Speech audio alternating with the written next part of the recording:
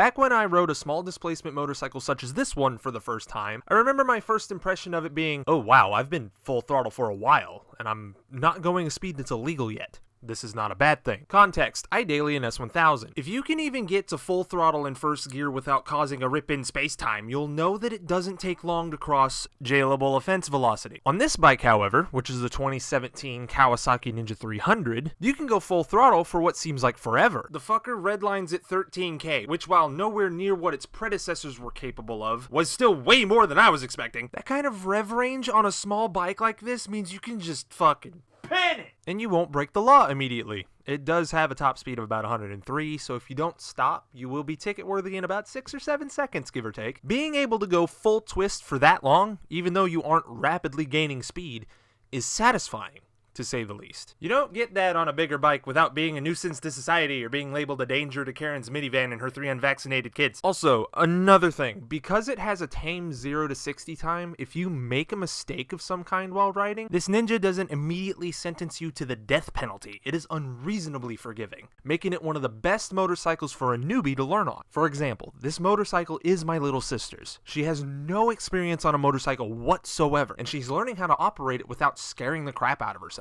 Because it's not a scary bike. That is, unless you think not having ABS is scary, which, in my opinion, I think it's better to learn on a bike that doesn't have ABS. For example, if you give someone a non-ABS bike and their only experience is riding with ABS, muscle memory is going to take over in a panic brake situation and they will high-five the pavement with their face. Learning on a non-ABS bike doesn't give you that safety net, so you know from the start that it isn't there. Alright, let's get to the specs already, eh? A massive 296cc parallel twin, producing 34.7 blistering horsepowers at 11,000 RPM. Punching your tailbone is an astronomical 17.5 foot-pounds of torque at 9750 RPM.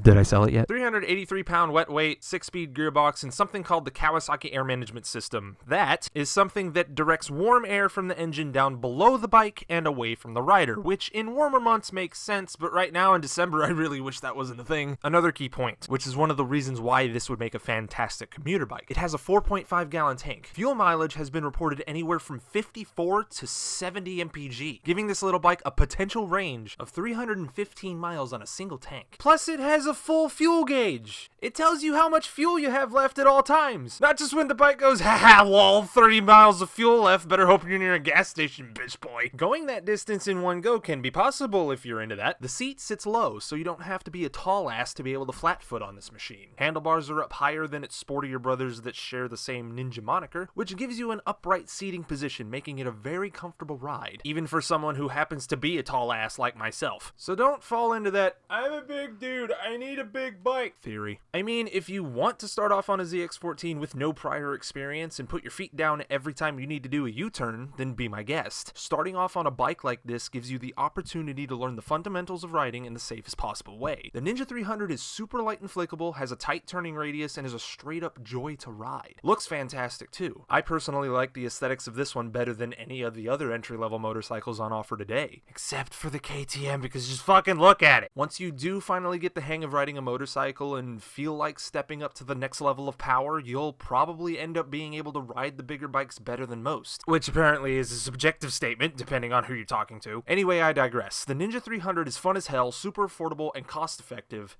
and won't seek out to kill you as much. Motorcycling as a concept is still inherently dangerous, so there's that.